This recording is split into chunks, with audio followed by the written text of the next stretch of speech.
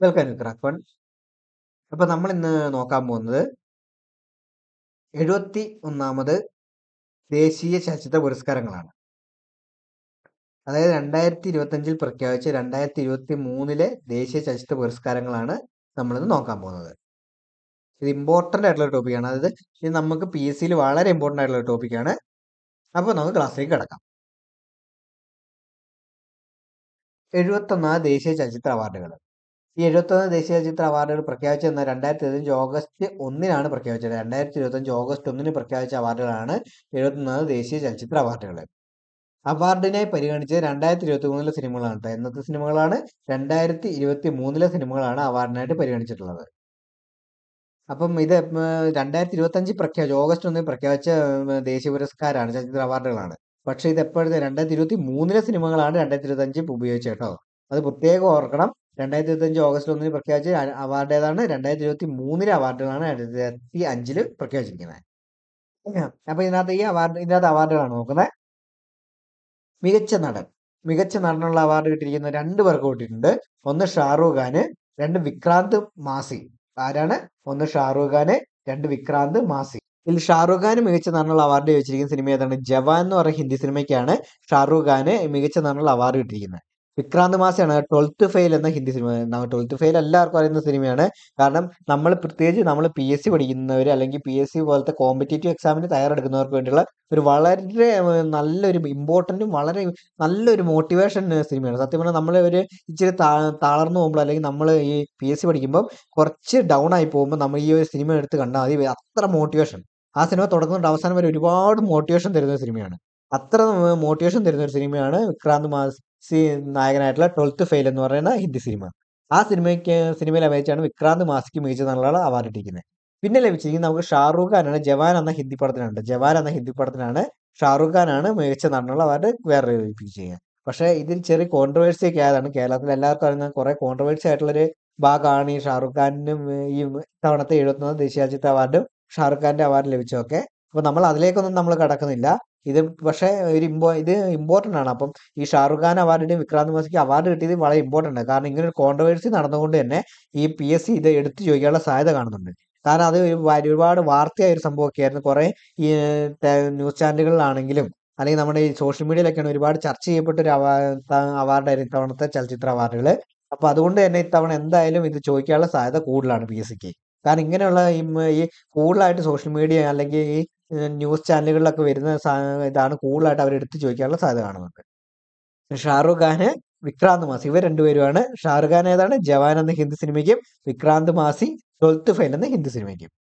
ഈ മികച്ച നടി റാണി മുഖർജിയാണ് കേട്ടോ. മികച്ച നടി ആരാണ്? റാണി മുഖർജിയാണ്. അത് മൂവി ഏതാന്ന് വെച്ചിട്ടുണ്ടെങ്കിൽ Mrs Chatterjee versus Norway. Mrs Chatterjee versus Norway എന്ന് പറയുന്ന ഹിന്ദി സിനിമയ്ക്കാണ് റാണി മുഖർജിക്ക് എന്ന് മികച്ച നടിക്കുള്ള അവാർഡ് ലഭിച്ചത്. ഏതാണ്? Mrs Chatterjee versus Norway. ഇനി മികച്ച സഹനടൻ. അത് ഇമ്പോർട്ടന്റ് ആണ്. കാരണം ഈ മികച്ച സഹനടൻ ഇമ്പോർട്ടന്റ് ആണുള്ള കാരണം എന്ന് വെച്ചാൽ നമ്മുടെ മലയാള നടനായിട്ടുള്ള വിജയരാഘവൻ സാറിന് ഈ അവാർഡ് ലഭിച്ചിട്ടുണ്ട്. അത് മികച്ച നടനുള്ള സഹനടനുള്ള അവാർഡ് ലഭിച്ചിട്ടുണ്ട്. വിജയരാഘവൻ സാറിന് ഏതിനാണ് കിട്ടിയിരിക്കുന്നത്? മൂവി ഏതാണ്? പൂക്കാലം. അതായത് പൂക്കാലം എന്നൊരു മൂവി ഇല്ലായിരുന്നു. അദ്ദേഹം വളരെ വയസ്സുണ്ട്. 90-ന് മേലെ പ്രായമുള്ള ഒരു വയസ്സനായിട്ടുള്ള ഒരാളായിട്ട് അഭിനയിച്ചത്. അതിനകത്ത് 90 മേലെ പ്രായമുള്ള രണ്ടുപേര് തമ്മിൽ ആദ്യ സ്നേഹവും പിന്നീട് അവർ ഡൈവേഴ്സിലേക്കൊക്കെ പോകുന്നത്, അങ്ങനെ ഒരു സ്റ്റോറിയാണ് സ്റ്റോറിലാണ്. അതിനകത്ത് അദ്ദേഹത്തിന് സത്യം പറഞ്ഞാൽ അത്രയൊന്നും പ്രായമില്ല. നമുക്കറിയാം അദ്ദേഹത്തിന് അത്രയും. പക്ഷെ അത്രയും വയസ്സായിട്ടുള്ള ആളായിട്ട് അതുപോലെ മികച്ച രീതിയിലാണ് അദ്ദേഹം ആ സിനിമയിൽ അഭിനയിച്ചിരിക്കുന്നത്. ആ സിനിമ അത്ര അങ്ങോട്ട് വിജയമായെന്ന് എനിക്ക് തോന്നുന്നില്ല. വിജയമായിട്ടില്ലെന്ന് തോന്നുന്നു. പക്ഷെ അതിനകത്തെ അദ്ദേഹത്തിന്റെ അഭിനയം, പെർഫോമൻസ് അത് എടുത്തു പറയേണ്ട കാര്യമാണ്. അതിനാണ് അദ്ദേഹത്തിന് മികച്ച സഹനടനുള്ള അവാർഡ് ലഭിച്ചിരിക്കുന്നത്. അതേതാണ്? പൂക്കാലം എന്ന മലയാള സിനിമ. പൂക്കാലം എന്ന ഇത് ഇമ്പോർട്ടന്റ് ആണ്. കാരണം PSC ഒരു മലയാള നടനാണ് കിട്ടിയിരിക്കുന്നത്. അതുകൊണ്ട് തന്നെ PSC എടുത്തു ചോദിക്കാനുള്ള സാധ്യത കൂടുതലാണ്. അതോടൊപ്പം തന്നെ മുത്തുപ്പെട്ടെ സോമു ഭാസ്കർ എന്ന് പറഞ്ഞ അദ്ദേഹത്തിന് ഒരു തമിഴ്നാടാണ്. നിങ്ങള് അദ്ദേഹത്തിന് ഇപ്പൊ പെട്ടെന്ന് ചോദിച്ചാൽ എനിക്കൊരു സിനിമ ഓർമ്മ വരുന്നില്ല. പക്ഷെ അദ്ദേഹത്തിന് കുറെ സിനിമകൾ അദ്ദേഹം അഭിനയിച്ചിട്ടുണ്ട്. കുറെ നല്ല റോളുകളിൽ അദ്ദേഹം അഭിനയിച്ചിട്ടുണ്ട്. നല്ലൊരു ആക്ടറാണ് അദ്ദേഹം. അപ്പൊ അദ്ദേഹത്തിന്റെ ഒരു സിനിമയാണ് പാർക്കിംഗ് എന്ന് പറഞ്ഞൊരു സിനിമ. അതിനകത്ത് സത്യം പറഞ്ഞാൽ സെക്കൻഡ് നായകനായിട്ടായിരുന്നു അദ്ദേഹം. മെയിൻ നായകൻ ഒരു ചെറുപ്പക്കാരൻ, ഒരു പുതിയൊരു നായകനായിരുന്നു. സെക്കൻഡ് നായകനായിട്ടായിരുന്നു അദ്ദേഹം അഭിനയിച്ചിട്ടുണ്ടായിരുന്നത്. പക്ഷെ ആ പടം വളരെ നല്ല മികച്ചൊരു സിനിമയായിരുന്നു. നല്ലൊരു, അതായത് സാധാരണ മറ്റേ ഈ തമിഴിൽ കാണുന്ന കൊമേഴ്ഷ്യൽ അടിയിടി പടങ്ങൾക്ക് പകരമായിട്ട് ഇത് നല്ലൊരു സ്റ്റോറി ലൈനുള്ള നല്ലൊരു പടമായിരുന്നു ഈ പാർക്കിംഗ് എന്ന് പറഞ്ഞ പടം. അപ്പൊ അതാണ് മികച്ച സഹനടനുള്ള മികച്ച സഹനടനുള്ള അവാർഡ് ലഭിച്ചിരിക്കുന്ന ആർക്കൊക്കെയാണ്? വിജയരാഘവൻ സാറിനും മുത്തുപ്പട്ടെ സോമു ഭാസ്കറിനുമാണ്. ഇനി അടുത്ത് നമ്മൾ നോക്കേണ്ടത് മികച്ച സഹനടി. അതും നമുക്ക് ഇമ്പോർട്ടൻ്റ് ആണ്. കാരണം ഉർവശി നടി ഉർവശിക്ക് മലയാള നടിയായിട്ടുള്ള ഉർവശിക്ക് മികച്ച നടിക്കുള്ള അവാർഡ് ലഭിച്ചിട്ടുണ്ട്. അതോടൊപ്പം ജാനകി ബോദിവാല, ഈ ജാനകി ബോദിവാല ചിലയിടത്ത് ജാൻകി ബോദിവാല, അങ്ങനെ ബോഡിവാല അങ്ങനെ പല രീതി പേരിങ്ങനെ ചെറിയ കൺഫ്യൂഷൻ വരുന്നുണ്ട്. ഇപ്പോൾ കൂളായിട്ട് ഓർത്ത് ജാൻകി ബോദിവാല, അതാണ് ജാനകി ബോദിവാല അല്ലെങ്കിൽ ജാൻകി ബോദിവാല, അങ്ങനെയാണ് ഇതിന് പ്രൊണൗൺസിയേഷൻ വരുന്നത്. അതൊരു ഗുജറാത്തി പേരാണ്, ഗുജറാത്തി നടിയാണ്, ഗുജറാത്തി പേരാണ്. അപ്പൊ അതിന്റെ മിസ്റ്റേക്ക് ഉണ്ട്. ഇത് കൂടുതൽ ഈ നടിയെ നമുക്ക് ജാൻകി ബോദിവാല ഓർമ്മ ഉണ്ടാവാൻ സാധ്യതയുള്ളത് ഈ സെയ്ത്ത എന്ന് പറഞ്ഞ ഹിന്ദി പടം ഇറങ്ങിയിട്ടുണ്ടായിരുന്നു. അതിനകത്താണ് അതിനകത്താണ് ഹിന്ദിയിൽ അഭിനയിച്ചത്. ഹിന്ദി പടത്തില് പുള്ളിക്കാരി അഭിനയിച്ചത് സെയ്ത്ത എന്ന് പറഞ്ഞ പടത്തിനകത്താണ്. ഈ സെയ്ത്തൻ തന്നെ ഒരു ഗുജറാത്തി പടത്തിന്റെ ഒരു റീമേക്ക് ആയിരുന്നു സെയ്ത്താന്. ആ ഗുജറാത്തി പടത്തിനകത്തും ഈ ജാനകി ബോദിവാല തന്നെയായിരുന്നു നായികയല്ല, നായിക തന്നെ പറയാം. കാരണം അതിനകത്ത് നായകന്റെ മോളായിട്ടായിരുന്നു അഭിനയിച്ചിരിക്കുന്നത്. ഈ ഹിന്ദിയിലും സെയിം റോൾ തന്നെയായിരുന്നു ചെയ്തിരിക്കുന്നത്. അതുപോലെ വളരെ നല്ലൊരു ആക്ട്രസ് ആണ് പുള്ളിക്കാരി. അത്ര നല്ല തന്മയത്തോടെ ചെയ്യുന്നതാണ്. അത്ര ഇതായിട്ടാണ് കണ്ണിങ് ആയിട്ട് ആക്ട് ചെയ്യുന്നൊരു നടിയാണ് ജാനകി ബോദിവാല. അതുപോലെ തന്നെ നമ്മുടെ ഉർവശി പിന്നെ നമുക്ക് പറയേണ്ട ആവശ്യമില്ലല്ലോ. ഉർവശി മേഡത്തെ പറ്റി നമുക്ക് ഉർവശിയെ പറ്റി പറയേണ്ട ആവശ്യമില്ല. കാരണം അത്ര നന്നായിട്ട് അഭിനയിക്കുന്ന മലയാളത്തിൽ നടി എന്ന് പറഞ്ഞാൽ നമുക്ക് പ്രത്യേകിച്ച് എടുത്ത് പറയേണ്ട ആവശ്യമില്ല. അപ്പം മികച്ച സഹനടിക്കുള്ള അവാർഡ് ലഭിച്ചിരിക്കുകയാണ് ഇവർക്ക് രണ്ടുപേർക്കും ലഭിച്ചിരിക്കുന്നത്. അതും ഉർവശി ചേച്ചി ലഭിക്കുന്ന ഉള്ളൊഴുക്ക് എന്ന് പറഞ്ഞ സിനിമയ്ക്കും ജാനകി ബോദിവാല ലഭിച്ചിരിക്കുന്ന വാഷ് എന്ന ഗുജറാത്തി സിനിമയ്ക്ക്, വാഷ് എന്ന് പറഞ്ഞ ഗുജറാത്തി സിനിമയ്ക്കാണ് ലഭിച്ചിരിക്കുന്നത് ജാനകി ബോദിവാലയ്ക്ക്. ഉർവശി മേഡം ചേച്ചിക്കാണെങ്കിൽ ഉള്ളൊഴുക്ക് എന്ന് പറഞ്ഞ സിനിമയ്ക്കാണ് കേട്ടോ സഹനടിക്കുള്ള അവാർഡ് ലഭിച്ചിരിക്കുന്നത്.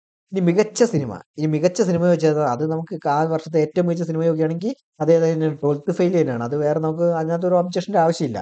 കാരണം അത്ര നല്ലൊരു മോട്ടിവേഷൻ സിനിമയാണ് 12th ഫെയിൽ എന്ന് പറയുന്നത്. എന്താണ് അത്ര നല്ല മോട്ടിവേഷൻ സിനിമയാണ്. ആ സംവിധാനം ചെയ്തിരിക്കുന്ന വിധു വിനോദ് എന്ന് പറഞ്ഞ വ്യക്തിയാണ് സംവിധാനം ചെയ്തിരിക്കുന്നത്. ആരാണ്? വിധു വിനോദ് എന്ന് പറഞ്ഞ വ്യക്തിയാണ് ഇത് സിനിമ സംവിധാനം ചെയ്തിരിക്കുന്നത്, വിധു വിനോദ്. ഈ സിനിമ സത്യം പറഞ്ഞ ഒരു ട്രൂ സ്റ്റോറിയാണ്.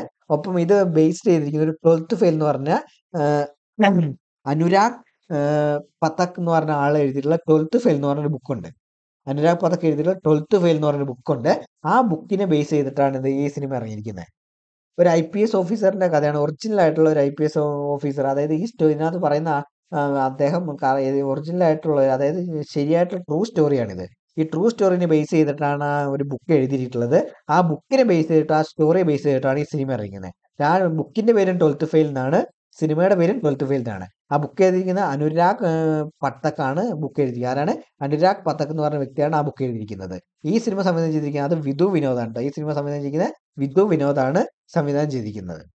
ഇപ്പൊ ഏറ്റവും മികച്ച സിനിമയായിട്ട് ഏതാണ്? 12th ഫെയിൽ ആണ്. ഈ 12th ഫെയിൽ സത്യം പറഞ്ഞാൽ ഞാൻ പറയുകയാണെങ്കിൽ PSC ഒക്കെ പഠിക്കുന്ന എല്ലാവരും കണ്ടിരിക്കേണ്ട ഒരു മസ്റ്റായിട്ട് കണ്ടിരിക്കേണ്ട ഒരു പടമാണ്.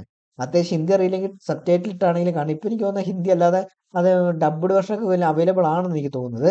എന്തായാലും കണ്ടിരിക്കണം. എന്തായാലും അത്ര സൂപ്പർ എന്ന് പറഞ്ഞാൽ അത്ര സൂപ്പർ ഒരു പടമാണ് ഈ 12th ഫെയിൽ എന്ന് പറഞ്ഞ സിനിമ.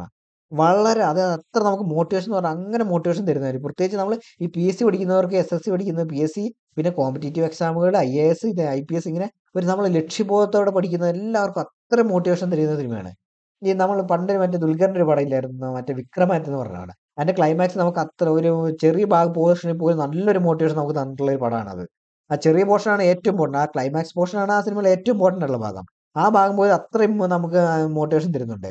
അപ്പോൾ ഈ സിനിമ ഫുൾ അങ്ങനത്തെ മോട്ടിവേഷനും കാര്യങ്ങളും അതിന്റെ ഇതാണൊക്കെയാണ് കാണിക്കുന്നത്. നമ്മൾ സത്യം പറഞ്ഞ ഒരു PSC ഉദ്യോഗാർത്ഥികൾക്ക് കറക്റ്റ് അത് മനസ്സിലാവും. PSC ഉദ്യോഗാർത്ഥികൾക്ക് പെട്ടെന്ന് ക്ലിക്ക് ആവുന്ന ഒരു പടമാണ് ഈ 12th ഫെയിൽ എന്ന് പറയുന്നത്. അപ്പൊ എല്ലാവരും കണ്ടിരിക്കാൻ ശ്രമിക്കുക.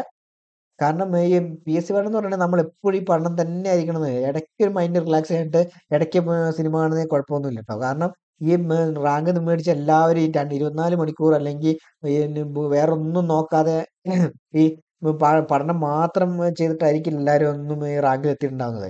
ഇടയ്ക്ക് നമ്മൾ മൈൻഡ് ഒന്ന് റിലാക്സ് ചെയ്യണം. ഇല്ലെങ്കിൽ നമ്മൾ തന്നെ നമ്മുടെ മൊത്തത്തിൽ പഠിച്ച മൊത്തം വെറുതെ ആയി പോകും. അപ്പൊ ഇടയ്ക്കൊന്ന് മൈൻഡ് റിലാക്സ് ചെയ്തില്ലെങ്കിൽ അത് ഭയങ്കര പ്രശ്നമാണ്. അപ്പൊ അങ്ങനെ റിലാക്സ് ചെയ്യേണ്ട സമയത്ത് ഇങ്ങനത്തെ ചില പടങ്ങൾ ഇരുന്ന് കാണുക. അപ്പൊ നമുക്ക് അതിന്റെ ഇരട്ടി ഊർജ്ജവും മോട്ടിവേഷനാണ് ലഭിക്കുക. അപ്പം ഏറ്റവും മികച്ച സിനിമ ഏതാണ്? 12th ഫെയിൽ ആണ്. സംവിധായകനാണ് വിധു വിനോദാണ്. ഇനി മികച്ച സംവിധാനം, അത് ഏത് സംവിധായകൻ അല്ലെങ്കിൽ മികച്ച സംവിധാനം അല്ലെങ്കിൽ സംവിധായകനാണ് ഉദ്ദേശിക്കുന്നത്. സംവിധായകനാണ് അത് സുദീപ് തോസൻ ആണ്. സുദീപ് തോസൻ ആണ് മികച്ച സംവിധായകൻ എന്ന് പറയുന്നത്. ആ സിനിമ ദ കേരള സ്റ്റോറിയാണ്. ഈ ഒരു അവാർഡിന് കുറെ നമ്മൾ പ്രത്യേകിച്ച് നമ്മൾ കേരളത്തിലുള്ളവർക്ക് കുറെ ഒരു കോൺട്രവേഴ്സി ആയിട്ടുള്ളൊരു മൂവിയാണ് ഈ കേരള സ്റ്റോറി എന്ന് പറയുന്നത്. അതുകൊണ്ട് തന്നെ ഇതിനകത്ത് ചോദിക്കാനുള്ള സാധ്യത കൂടുതലാണ്. കാരണം ഞാൻ പറഞ്ഞില്ല, PSC കൂടുതൽ കോൺട്രവേഴ്സി ആയതും കൂടുതൽ ചർച്ച ചെയ്യപ്പെട്ടിട്ടുള്ളതായിട്ടുള്ള പല കാര്യങ്ങളും ആയിരിക്കും നമ്മൾ എടുത്ത് ചോദിക്കാൻ സാധ്യത കൂടുതൽ. അപ്പം ഇതൊന്ന് ഓർത്തിരിക്കാം. പിന്നെ മികച്ച ആനിമേഷൻ ചിത്രം, അത് ഹനുമാൻ എന്ന് പറഞ്ഞ സിനിമയാണ്. അതെന്ന് പറഞ്ഞിട്ടുണ്ടെങ്കിൽ ഇതൊരു തെലുങ്ക് പടമാണ്. തെലുങ്ക് ഒരു സൂപ്പർ ഹീറോ പടമാണ് ഹനുമാൻ എന്ന് പറയുന്നത്. അതാണ് മികച്ച ആനിമേഷൻ ചിത്രമായിട്ട് എടുത്ത് പറഞ്ഞിരിക്കുന്നത്. അതാണ് ആനിമേഷൻ ചിത്രം ഹനുമാനാണ്. സംവിധായകൻ പ്രശാന്ത് വർമ്മയാണ്. ആരാണ്? സംവിധായകൻ പ്രശാന്ത് വർമ്മയാണ്. മികച്ച ആനിമേഷൻ എന്ന് പറയാൻ പറ്റില്ല, കാരണം അത് പൂർണ്ണമായിട്ട് ആനിമേഷൻ ചിത്രമല്ല. ആനിമേഷൻ ചിത്രം എന്ന് പറയുമെങ്കിൽ അത് പൂർണ്ണമായിട്ട് ആനിമേഷനിലല്ല. കാരണം ഗ്രാഫിക്സ് ഇതൊക്കെ ഉപയോഗിച്ചുള്ളൊരു സിനിമയാണ്. പൂർണ്ണമായിട്ട് ആനിമേഷനല്ല. സാധാരണ ഒരു പടത്തിനകത്ത് നമ്മൾ ഈ സൂപ്പർ ഹീറോ പടം, തെലുങ്കിലെ അത്യാവശ്യം ക്വാളിറ്റി ഉള്ളൊരു സൂപ്പർ ഹീറോ പടം എന്ന് പറയാവുന്ന ഒരു പടമാണ് ഈ ഹനുമാൻ എന്ന് പറഞ്ഞ പടം. ആ സംവിധാനം ചെയ്യുന്നത് പ്രശാന്ത് വർമ്മയാണ്. ഇനി മികച്ച ഷോർട്ട് ഫിലിം ചോദിച്ചിട്ടുണ്ടെങ്കിൽ അത് ഗിദ്ദ് എന്ന് പറഞ്ഞ സിനിമ ഷോർട്ട് ഫിലിമാണ് കേട്ടോ. ഗിദ്ദ് എന്ന് പറഞ്ഞ ഷോർട്ട് ഫിലിമാണ് മികച്ച ഷോർട്ട് ഫിലിമായിട്ട് കാണപ്പെടുന്നത്. ഇനി മികച്ച ഗായിക ചോദിച്ചിട്ടുണ്ടെങ്കിൽ ശില്പ റാവു ആണ്. ജവാൻ എന്ന് പറഞ്ഞ സിനിമയിലെ ശില്പ റാവുവിനാണ്, ജവാൻ എന്ന് പറഞ്ഞ സിനിമയ്ക്കാണ് ലഭിക്കുന്നത്. അത് ശില്പ റാവു എന്ന് പറഞ്ഞ ഗായികയാണ് കേട്ടോ. ആർക്കാണ്? ശില്പ റാവു എന്ന് പറഞ്ഞ ഗായികയ്ക്കാണ് മികച്ച ഗായികയ്ക്കുള്ള അവാർഡ് ലഭിച്ചിരിക്കുന്നത്. ആ ജവാൻ എന്ന സിനിമയ്ക്കാണ്. ഇനി മികച്ച ഗായകൻ ചോദിക്കുന്നത് PVNS രോഹിത് എന്ന് പറഞ്ഞു. PVNS രോഹിത് ബേബി എന്ന് പറഞ്ഞ സിനിമയ്ക്ക് വേണ്ടിയിട്ടാണ്. ബേബി എന്ന സിനിമയ്ക്ക് വേണ്ടിയിട്ടാണ് കിട്ടിയിരിക്കുന്നത് PVNS രോഹിത്. ഇനി മികച്ച മലയാള ചിത്രം ഏതാണെന്ന് വെച്ചാൽ അത് ഉള്ളൊഴുക്കാണ്. ഏതാണ്? മികച്ച മലയാള ചിത്രം ഉള്ളൊഴുക്കാണ്. മികച്ച സഹനടിക്കുള്ള അവാർഡ് ഉർവശി ചേച്ചിക്ക് ലഭിച്ചതാണ് ഉള്ളൊഴുക്ക് എന്ന് പറഞ്ഞ സിനിമയ്ക്ക് വേണ്ടിയിട്ടാണ്. മികച്ച മലയാള ചിത്രം അവാർഡ് ലഭിച്ചിരിക്കുന്നതാണ് ഉള്ളൊഴുക്ക്. അപ്പോൾ 2 അവാർഡ് ഉള്ളൊഴുക്കിന് ഇട്ടിട്ടുണ്ട്. മികച്ച സഹനടിക്കുള്ള അവാർഡും മികച്ച മലയാള ചിത്രത്തിനുള്ള അവാർഡും ലഭിച്ചിരിക്കുന്നത് ഉള്ളൊഴുക്കിനാണ്. ഈ ഉള്ളൊഴുക്ക് സംവിധാനം ചെയ്യുന്നത് ക്രിസ്റ്റോ ടോമിയാണ്. ക്രിസ്റ്റോ ടോമിയാണ് ഈ ഉള്ളൊഴുക്ക് സംവിധാനം ചെയ്യുന്നത്. ആരാണ്? ക്രിസ്റ്റോ ടോമി. ഇനി മികച്ച എഡിറ്റർ എന്ന് പറയുന്നത് മിഥുൻ മുരളിയാണ്. അത് പൂക്കാലം എന്ന് പറഞ്ഞത് മുമ്പ് മറ്റേ വിജയരാഘവൻ സാറിന് അവാർഡ് കിട്ടിയല്ലോ. അതിന് അവാർഡ് കിട്ടിയിരിക്കുന്നത് ഈ പൂക്കാലം എന്ന് പറഞ്ഞ സിനിമയ്ക്കാണ്. അതേ പൂക്കാലം സിനിമയുടെ എഡിറ്റിങ്ങിനാണ് മിഥുൻ മുരളിക്ക് മികച്ച എഡിറ്റർക്കുള്ള അവാർഡ് ലഭിച്ചിരിക്കുന്നത്. ഇനി മികച്ച പ്രൊഡക്ഷൻ ഡിസൈനർ ചോദിച്ചാണെങ്കിൽ അത് മോഹൻദാസ് ആണ്. അത് മലയാളത്തിലാണ് കിട്ടിയിരിക്കുന്നത്. 2018 എന്ന് പറഞ്ഞ സിനിമയില്ല, 2018 എന്ന് പറഞ്ഞ സിനിമ ഓർമ്മയില്ല, മറ്റേ ടൊവിനോ തോമസ് ഒക്കെ നായകൻ അഭിനയിച്ചിട്ടുള്ള ആ സിനിമേന്റെ പ്രൊഡക്ഷൻ ഡിസൈനിങ്ങിനാണ് മോഹൻദാസ് എന്ന് പറഞ്ഞ വ്യക്തിക്ക് കിട്ടിയത്. മോഹൻദാസ് ആണ് ഏറ്റവും നല്ല മികച്ച പ്രൊഡക്ഷൻ ഡിസൈനർക്കുള്ള അവാർഡ് ലഭിച്ചിരിക്കുന്നത്. ഇനി വെച്ചാൽ മികച്ച നോൺ ഫീച്ചർ ഫിലിം, അതേന്ന് വെച്ചാൽ ഫ്ലോറിംഗ് മാൻ ആണ് നോൺ ഫീച്ചർ. ഇത്രയും തന്നെ നമ്മൾ ഫീച്ചർ ഫിലിമാണ് കൂടുതലും പറഞ്ഞത്. ഇത് നോൺ ഫീച്ചർ ഫിലിമാണ്. അതായത് ഫ്ലോറിംഗ് മാൻ ആണ് കേട്ടോ. ഫ്ലോറിംഗ് മാൻ ആണ് നോൺ ഫീച്ചർ ഫിലിം. ഇനി മികച്ച ജനപ്രിയ ചിത്രം, അത് ചോദിക്കണം റോക്കി ഓർ റാണി കി പ്രേം കഹാനി എന്ന് പറയുന്ന ഹിന്ദി പടത്തിനാണ്. റോക്കി ഓർ റാണി കി പ്രേം കഹാനി എന്ന് പറഞ്ഞ ഹിന്ദി പടമാണ് മികച്ച ജനപ്രിയ ചിത്രമായിട്ട് തെരഞ്ഞെടുക്കപ്പെട്ടുള്ളത്. ഈ മികച്ച ബാലചിത്രം ചോദിക്കുകയാണെങ്കിൽ നാൾ 2 എന്ന് പറയുന്നത് മറാത്തി ചിത്രമാണ്. നാൾ 2 എന്ന് പറയുന്ന മറാത്തി ചിത്രത്തിനാണ് മികച്ച ബാലചിത്രത്തിനുള്ള അവാർഡ് ലഭിച്ചിരിക്കുന്നത്. ഇനി മികച്ച ഛായാഗ്രഹണം ചോദിക്കുകയാണെങ്കിൽ പ്രശാന്ത് മോഹിപത്ര. പ്രശാന്തിനും മൊഹിപത്രയ്ക്കാണ് മികച്ച ഛായാഗ്രഹണത്തിനുള്ള അവാർഡ് ലഭിച്ചിരിക്കുന്നത്. ആർക്കാണ്? പ്രശാന്തിനും മൊഹിപത്രയ്ക്കാണ് മികച്ച ഛായാഗ്രഹണത്തിനുള്ള അവാർഡ് ലഭിച്ചിരിക്കുന്നത്. ഇപ്പൊ ഏകദേശം ഇത്രയാണ് നമ്മൾ പ്രധാനമായിട്ട് നമ്മൾ ഇതിനകത്ത് നോക്കേണ്ടത്, എഴുതുന്നത് ദേശീയ ചലച്ചിത്ര അവാർഡിൽ നോക്കേണ്ടത്. അതെന്നാണ് പ്രഖ്യാപിച്ചത്? 2025 ഓഗസ്റ്റ് 1 പ്രഖ്യാപിച്ചത്. അവാർഡിനെ പരിഗണിച്ച് 2023 സിനിമകളാണ്. മികച്ച നടനായ ഷാറുഖ് ഖാനാണ്. ജവാൻ ഹിന്ദി പടം. വിക്രാന്ത് മാസിയാണ് മികച്ച നടനുള്ള 2 പേർക്ക് കിട്ടിയിട്ടുണ്ട്. അതിൽ ഒന്ന് ഷാറുഖ് ഖാൻ, 2 വിക്രാന്ത് മാസിയാണ്. 12th ഫെയിൽ എന്ന പടത്തിനകത്ത് അഭിനയിച്ചാണ് വിക്രാന്ത് മാസി ലഭിച്ചത്. ഇനി മികച്ച നടി റാണി മുഖർജിയാണ്. മികച്ച സഹനടൻ വിജയരാഘവനാണ്. ഒപ്പം മുത്തുപ്പട്ടെ സോമഭാസ്കർ, ഇങ്ങനെ 2 പേർക്കാണ് കിട്ടിയിരിക്കുന്നത്. വിജയരാഘവൻ സാറിന് മുത്തുപ്പട്ടെ സോമഭാസ്കർ, ഇങ്ങനെ 2 പേർക്കാണ് കിട്ടിയിരിക്കുന്നത്. ഇനി മികച്ച സഹനടി ഉർവശി ജാനകി ബോദിവാല, ഇവർക്ക് 2 പേർക്കാണ് മികച്ച സഹനടിക്കുള്ള അവാർഡ് ലഭിച്ചിരിക്കുന്നത്. ഇനി മികച്ച സിനിമയാണ് 12th ഫെയിൽ ആണ്. മികച്ച സംവിധായകൻ സുദീപ് ടോ സെൻ ആണ്. മികച്ച ആനിമേഷൻ ചിത്രം ഹനുമാനാണ്. മികച്ച ഷോർട്ട് ഫിലിം ഗിദ്ദാണ്. മികച്ച ഗായിക ശില്പ റാവു ആണ്. മികച്ച ഗായകൻ PVNS രോഹിത് ആണ്. മികച്ച മലയാള ചിത്രം ഉള്ളൊഴുക്ക് കേട്ടോ. മികച്ച മലയാള ചിത്രമാണ് ഉള്ളൊഴുക്കാണ്. മികച്ച എഡിറ്റർ ആരാണ്? അത് മിഥുൻ മുരളിയാണ്. മികച്ച എഡിറ്റർ ആര് ചോദിച്ചാൽ അത് മിഥുൻ മുരളിയാണ്. മികച്ച പ്രൊഡക്ഷൻ ഡിസൈനർ ചോദിച്ചാൽ അത് മോഹൻദാസ് ആണ്. മികച്ച നോൺ ഫീച്ചർ ഫിലിം ഫ്ലോറിംഗ് മാൻ ആണ്. മികച്ച ജനപ്രിയ ചിത്രം റോക്കി ഓർ റാണി കി പ്രേം കഹാനി. മികച്ച ബാലചിത്രം ചോദിക്കുന്നത് നാൾ 2. മികച്ച ഛായാഗ്രഹണം പ്രശാന്ത് മോഹിപത്ര. അപ്പൊ ഇത്രയാണ് 74ാമത് ദേശീയ ചലച്ചിത്ര പ്രധാനമായിട്ട് നോക്കേണ്ടത്. ഒരുപാട് ഡീപ്പായിട്ട് കൃത്യം അങ്ങനെ നോക്കേണ്ട ആവശ്യമില്ല. ഇത്രയും നോക്കിയാൽ തന്നെ അത്യാവശ്യം നമുക്ക് PC സ്കോർ ചെയ്യാവുന്നതാണ്. ഇനി ഒരുപാട് ഡീപ്പായിട്ട് നോക്കേണ്ടവർക്ക് ഇതിന് കുറെ ഭയങ്കര ഡീറ്റെയിലിംഗ് ആയിട്ടുള്ള PDF അവൈലബിൾ ആവുന്നതാണ് ഇതിൽ. പക്ഷെ സത്യം പറഞ്ഞാൽ അത്രയും നോക്കേണ്ട ആവശ്യമില്ല. ഇത്രയും തന്നെ നോക്കിയിട്ട് ഇത്രയും ഒരു കാര്യം പഠിച്ചു പോയിട്ടുണ്ടെങ്കിൽ തന്നെ അത്യാവശ്യം നന്നായിട്ട് PSC, കാരണം PSC ഇത്രേ ചോദിക്കാറുള്ളൂ. ഇതിൽ കൂടുതൽ ഡീപ്പായിട്ട് അങ്ങനെ ചോദിക്കൽ കുറവാണ്. ഈ സ്റ്റേറ്റ്മെന്റ് ആക്കിയായിട്ട് വന്നാൽ ഇതൊക്കെ തന്നെയാണ് അവർ മെയിനായിട്ട് ചോദിക്കാറ്. ഇതിൽ കൂടുതൽ അങ്ങനെ ഒരുപായിട്ട് ചോദിക്കാറില്ല. അപ്പം ഇതുപോലത്തെ വേറെ ക്ലാസ് നല്ല കറണ്ട് അഫയർ സെക്ഷനുകളായിട്ട് ഇനിയും കാണാമായിരിക്കും. Thank you.